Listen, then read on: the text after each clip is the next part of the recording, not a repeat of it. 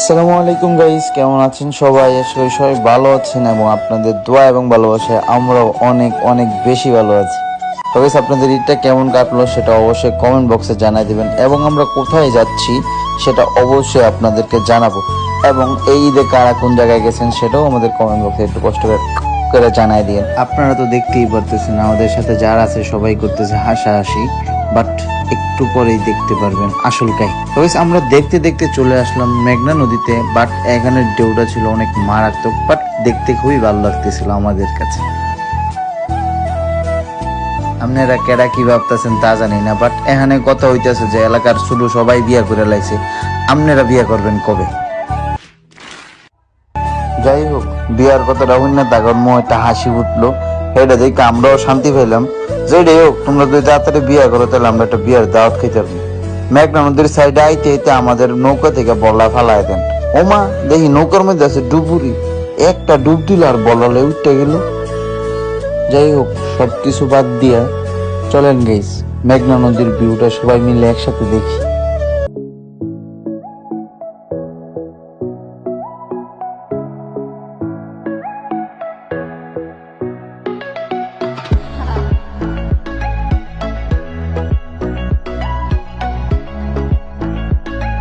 খালি যদি মেঘনা নদীর ভিউ দেখি তাইলে কি হইব?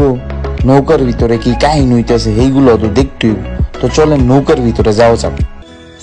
ও মা, এখানে দিন নাইচা মাইচা ভাড়াই লাইতেছে এক একজন। যাই হোক, এখন দাদা নতুন নায়িকা নাকি নায়ক এটাই তো বুঝতেছি না। নাচটা উপভোগ করা।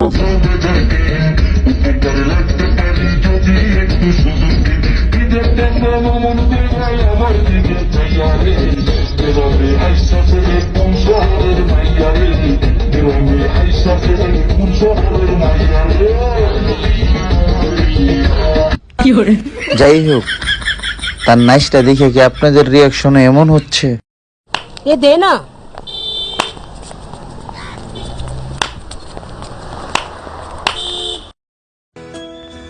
যেমনই হোক না কেন, হ্যাঁ নাইস দেখে আমি তো অবাক। এমন না যে কই থেকে শিখলো। যাই হোক, কথা আর বাড়ান যাইব না। ওমা, এদিক দিয়ে সবাই আমার থুই বিরিয়ানি খেয়ে লেগেছে। আরে ভাই, আমার পার্সেলটা তো দিবেন ভাই, পেটে অনেক ক্ষুধা লাগছে। হাতে পার্সেলটা পেয়ে অনেক বেশি খুশি লাগতেছে। আরে বাবারে বাবারে, হ্যাঁ ইমন ভাই গিলতেছে, মনে হয়েছে জীবনের প্রথম পাইছে, খাইয়ালো। কি সুন্দর জায়গা, আর এই সুন্দর পানি দেখে তো নিজের কন্ট্রোলই করতে পারলাম না। বড়রা কেউ নামতো না, হ্যাঁ বিরিয়ানি খাইতে খাইতে ব্যস্ত, তাই ফুলামেন হয়ে গেলাম পানির মধ্যে নাইমা।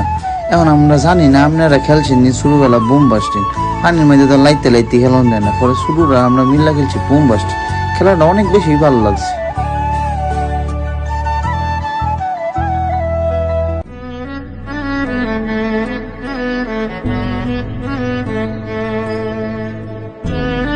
এখানের ভিউটা ছিল অনেক বেশি সুন্দর, বাট দুঃখের বিষয় যে গোসল করতে করতে দিনের আবহাওয়া একদম খারাপ হয়ে যায়, যার কারণে নৌকে তাড়াতাড়ি উঠে যাই, কাপড় মাপড় চেঞ্জ করি এবং টিকটকারদের মধ্যে একটা শট নিয়ে নিই।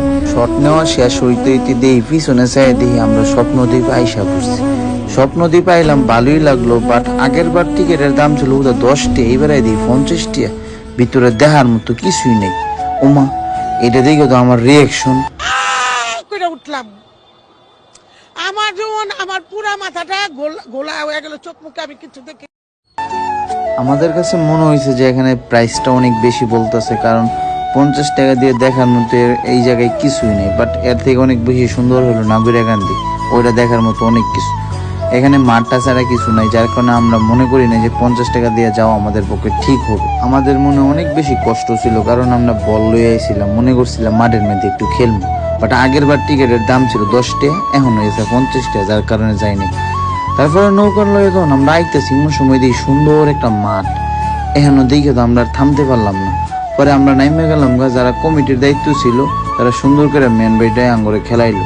4টা টিম করছে, 2 টিম ফাইনাল উঠবো এবং যারা হারবো প্রত্যেক জনে 20 টাকা করে দিতে হইব। পরে যাই হোক, খেলাটা অনেক বেশি সুন্দর হয়েছে। আপনারা দেখেন, খেলাটা আসলে অনেক বেশি মনের মতো হয়েছে। খেলাটা আমার কাছে অনেক বেশি ভালো লাগছে, আর খেলাটা দেখে সবাই এনজয় করছে।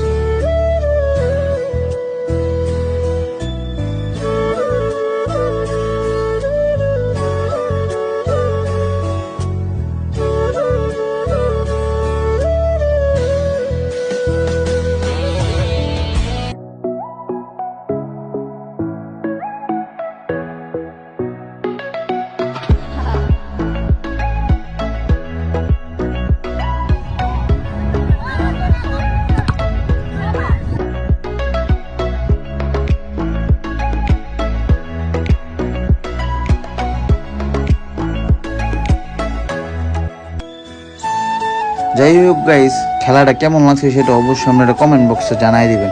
আর এখানে কেডা কেডা খেলতেছে, কোন দল খেলতেছে ওইটাই আমি আপনাদেরকে বলতে একবারই ভুলে গেছি। এখানে খেলতেছিল টাইগার একাদশ এবং পাইয়া একাদশ। এখন দেখা যাক কেরা জিতে। খেলার সময় প্রায় শেষের দিকে, এখন জানিও না কেউরও গোল হইতেছে না, সময় আর মনে হয় 2 মিনিট আছে।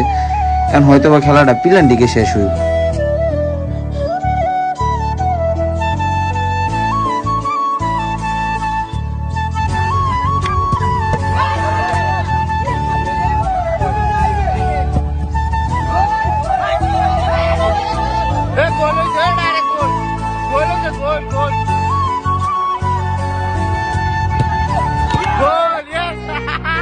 অবশেষে বাইয়া একাদশ জিতে গেল, আর তাদের রিয়াকশনটা ছিল অনেক বেশি সুন্দর, যা আমার দেখতে খুবই ভালো লাগছে।